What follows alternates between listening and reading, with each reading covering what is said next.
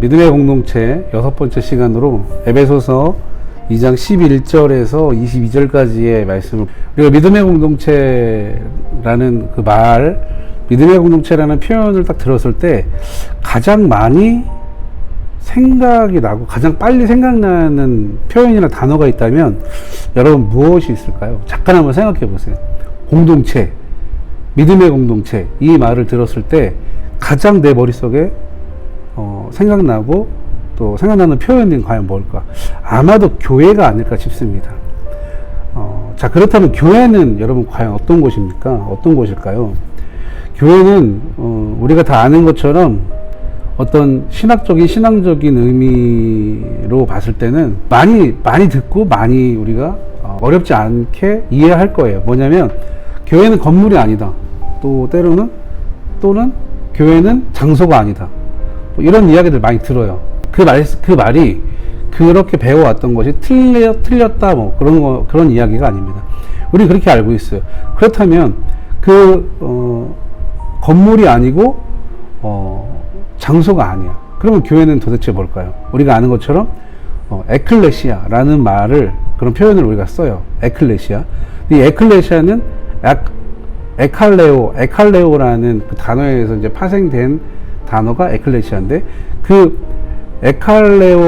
에칼레오라는 단어는 불러 모으다라는 뜻이더라고요. 불러 모으다. 그러니까 이 불러 모으다의 에칼레오가 에클레시아로 되면서 부름받은 사람들의 모임, 이렇게 됐어요. 그러니까 교회는 부름받은 사람들의 모임.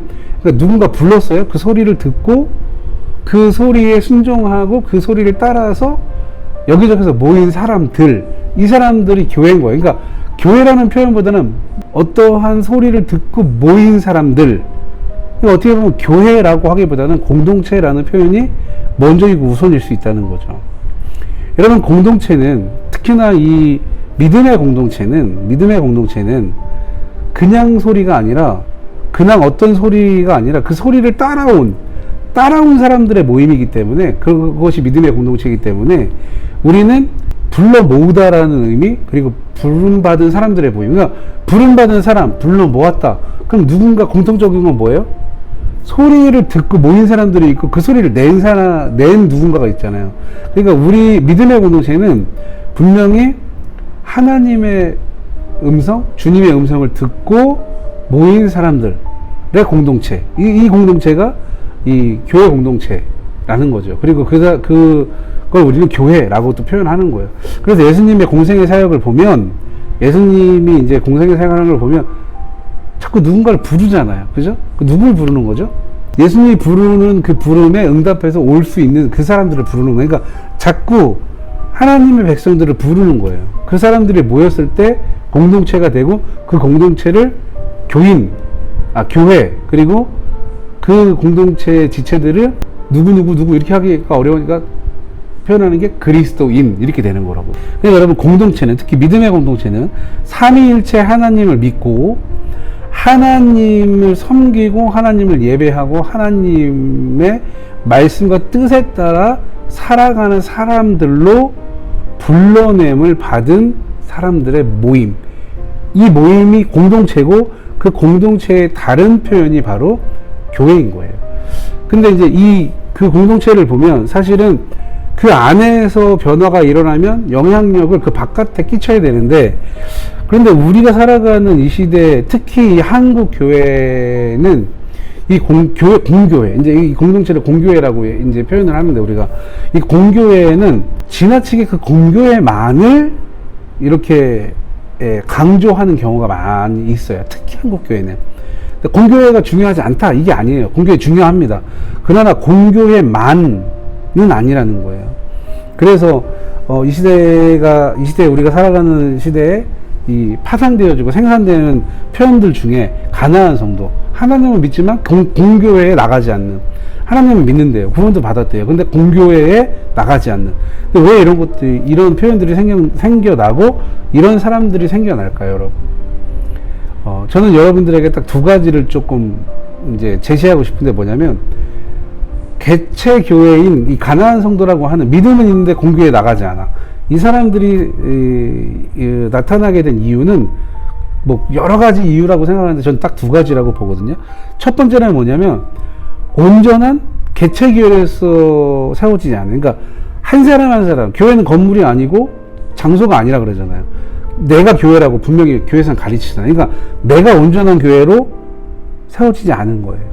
그러니까 나 스스로가 온전한 교회로 세워지지 않은, 한 사람 한 사람이 정말 온전한 성경적 교회로 세워지지 않았기 때문에. 두 번째는 그 교회들이 모이는 공교회가 온전하게 세워지지 않았기 때문에. 자, 여러분, 그렇다면 이 개체교회인 나와 모이는 교회, 공교회가 온전하게 세워지려면, 그리고 회복되려면 여러분, 우리가 무엇을 알아야 되고 무엇을 회복해야 될까요? 뭐 기도를 많이 해야 된다, 예배를 뭐 어떻게 드려야 된다. 여러분, 저는 한 가지를 소개하고 싶은데 뭐냐면, 내가 온전한 교회로 회복되어지고 잘 세워지고, 또 내가 속한 공교회가 잘 세워지고 공교회가 온전하게 세워지려면 여러분, 딱 한 가지를 우리는 잊지 말아야 됩니다. 그게 뭐냐면 바로 복음인 줄 믿습니다. 그 복음이 흔들릴 때 내가 흔들리는 거고, 내가 흔들린 복음으로 모인 그 공교회도 흔들리는 거예요. 그러니까 여러분, 우리는 복음 그러면, 이것도 많이 들었잖아요. 복음 그러면 우리가 기쁜 소식, 좋은 소식, 이렇게 알고 있어요. 그렇게 표현을 해요. 근데 저는 그런 이야기를 얘기하는 게 아니에요. 복음은 뭐다? 기쁜 소식이고 좋은 소식이다. 그러니까 여러분, 그 기쁜 소식이고 좋은 소식이 아니라는 게 아닙니다. 그 기쁜 소식이고 좋은 소식이 뭐냐라는 거예요. 이걸 얘기해야 되는데, 우리는 특히 이제 교회를 다니면서 특히 이제 우리가 표현하는 그리스도인이라고 하는 사람들이 복음이 뭐야? 그럼 기쁜 소식, 좋은 소식 이렇게 얘기하는데, 그거는 사실은 복음이 아니에요. 이 기쁜 소식, 좋은 소식이 뭐냐라는 거예요. 그 복음, 기쁜 소식, 좋은 소식, 그게 뭐냐? 이게 중요한 거예요. 이게 흔들리니까 여러분, 교회 안에 물질주의, 그리고 인권이라는, 그리고 자유주의라는 윤리 도덕적인 것으로 이 교회를 자꾸 평가하게 되고 잣대를 들여대고 이러는 거예요. 세상의 어떤 것들로. 교회는 여러분, 온전히 말씀으로만 우리가 판단할 수 있어요. 말씀으로만. 세상의 어떤 윤리 도덕적인 거, 무슨 자유주의적인 인권의 어떤 이런 걸로 교회를 평가하거나 판단할 수 없다라는 거예요, 여러분. 교회는 성경으로만 할 수 있어요. 성경으로만. 그러니까 복음이 여러분 뭘까요? 내가 온전한 교회고 온전한 그리스도인으로, 내가 속한 공교회, 그 전체 교회가 온전한 교회가 되려면 그 잃어버린 복음을 회복해야 되는데, 그 복음이 뭐냐라는 거예요. 복음도 여러분, 그 기쁜 소식, 좋은 소식 여러 가지로 표현할 수 있어요. 근데 저는 여러분에게 오늘 본문 말씀을 통해서 두 가지로 좀 설명을 드리고 싶습니다. 그러니까 믿음의 공동체는 여러분, 복음의 공동체예요. 복음의 공동체가 믿음의 공동체인데, 그 복음의 공동체의 그 복음의 의미가 뭐냐라는 거예요. 여러분, 믿음의 공동체, 나와 우리가 교회됨으로 알아야 된 첫 번째 복음은 바로 그리스도의 보혈의 피입니다. 이게 복음이에요. 그리스도의 보혈의 피, 이게 복음이라는 거예요. 오늘 에베소서 2장 11절에서 13절의 말씀에 보면 이런 표현들이 있습니다. 11절 12절의 말씀에 보면 이런 표현들이 있어요. 너는 생각해라. 무엇을? 너는 육체로 이방인이었고 할례받지 않은 무리였고 그리스도 바깥에 있었고 예루살렘 바깥에 있었고 하나님의 약속과 언약과 전혀 상관없는 자였고 소망도 하나님도 없는 자였다. 그런 자였대요. 그런 사람이었대요. 여러분, 너무 좀 절망적이지 않습니까? 너무 절망적이잖아요.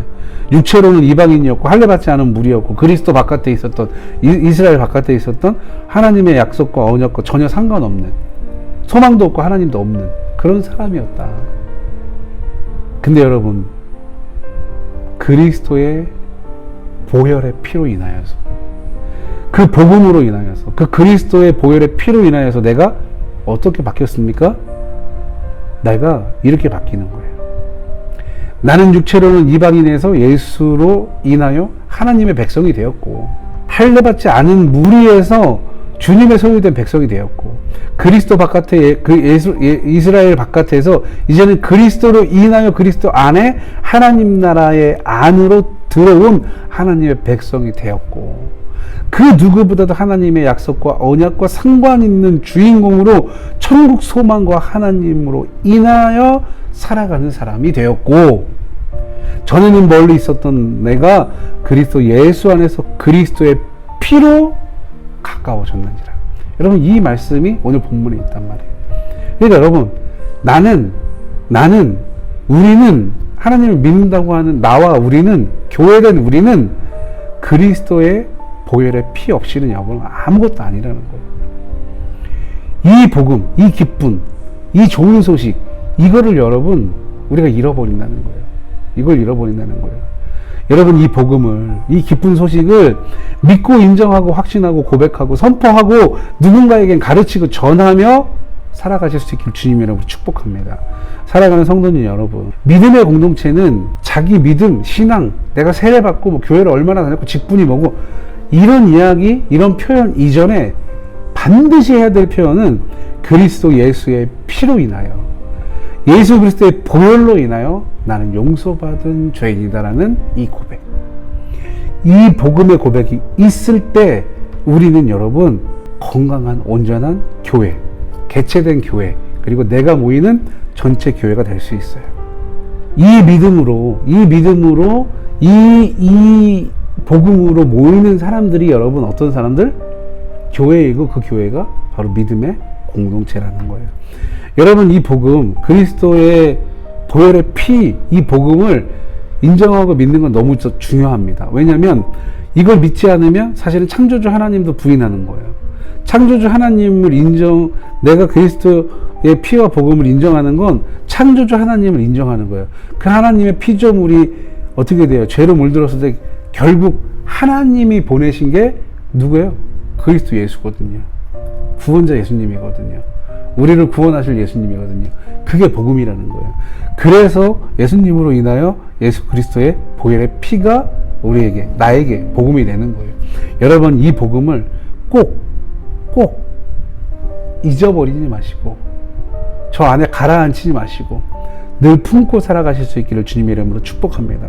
여러분, 믿음의 공동체, 복음의 공동체로 회복할 수 있는 첫 번째는 바로 그리스도의 보혈의 피, 이 복음을 여러분 잊지 마십시오.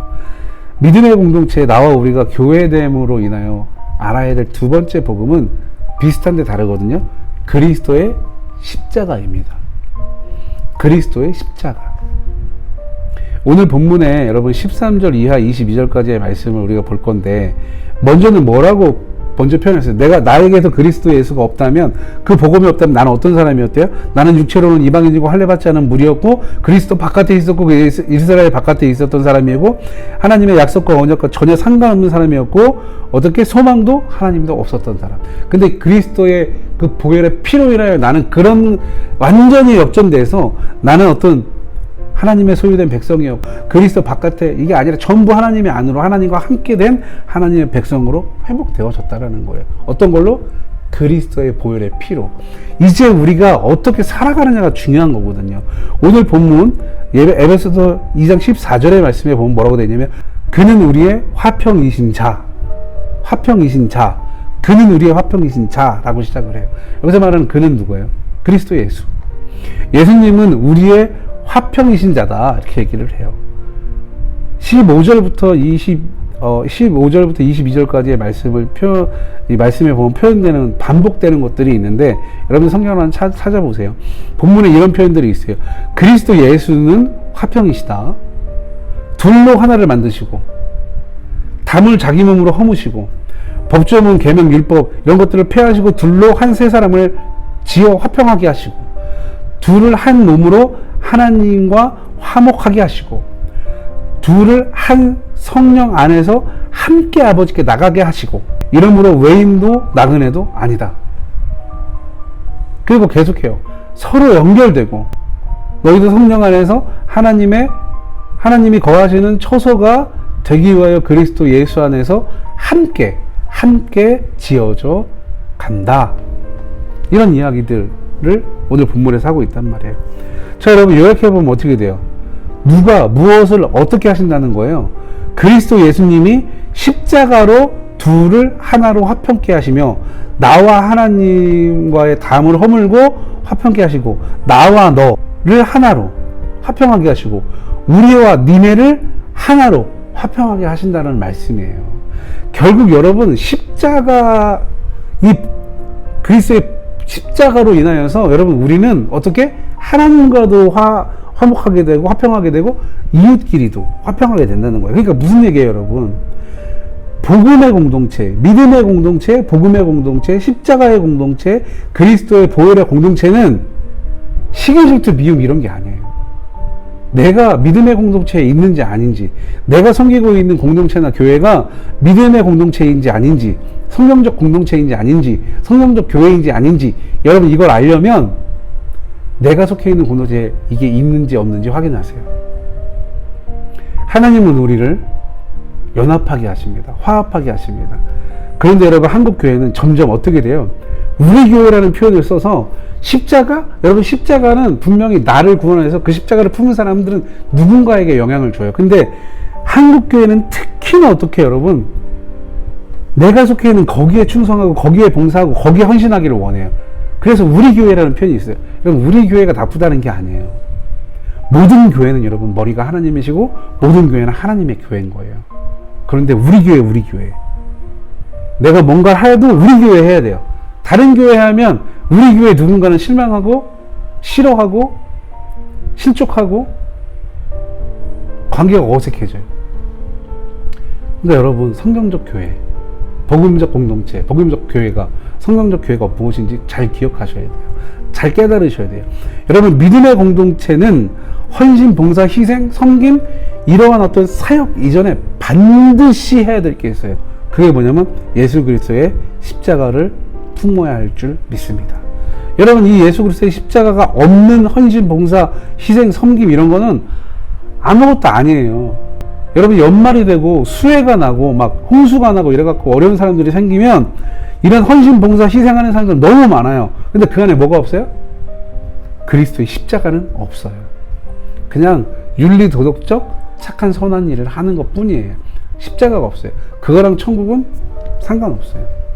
그리고 그 판단도 하나님이 하시겠지만 여러분 우리가 헌신, 봉사, 희생, 섬김 이런 걸 하기 이전에 진짜 해야 될 건 내 안에 십자가가 있느냐 없느냐. 여러분 헌신을 막 한다고 예수 그리스도의 십자가를 품을 수 있는 것이 아니에요. 봉사를 뭐 내가 이것저것 많이 한다 그래서 십자가를, 예수 그리스도의 십자가를 품을 수 있는 것이 아니에요. 나의 작은 희생과 사역으로 인하여서 내 안에 그리스도 예수의 십자가가 새겨지는 게 아니에요. 내 안에 그리스도의 십자가가 새겨지면 이 모든 것들은 여러분 되어지는 거예요. 안 할 수 없게 되는 거예요. 그렇게 그 십자가가 나를 그렇게 인도해 가는 거예요. 그렇게 위로해 가는 거예요. 그렇게 넘어진 나를 일으켜 가시는 거예요. 여러분 이 복음, 이 기쁜 예수 그리스도의 십자가 복음, 이것을 잊지 마세요. 그래서 여러분 정말 하나님을 믿는 그런 섬기는 그리스도인이고 그리고 그 개체 교회이고 내가 속해 있는 교회가 그런 교회라면 이 두 가지 복음을 잊지 마셔야 돼요. 하나는 그리스도 예수의 보혈의 피, 그로 인한 구원의 사역, 그리고 그걸로 인하여서 내가 구원받았다면 내 안에는 십자가가 새겨져 있어요. 그 십자가를 품고 살아가는, 그래서 누군가에게는 선한 영향력, 복음을 전하고 선포하고 사랑을 심고 열매가 크든 적든 그 열매로 하나님과 영광을 돌리는 이런 믿음의 공동체, 이런 복음적 공동체가 여러분이 속해 있는 그 교회, 그리고 여러분들이 그런 교회, 그런 공동체에 지체될 수 있기를 주님의 이름으로 축복합니다. 이번 한 주간도 우리가 이 복음으로 승리하는 삶을 살아 가십시다.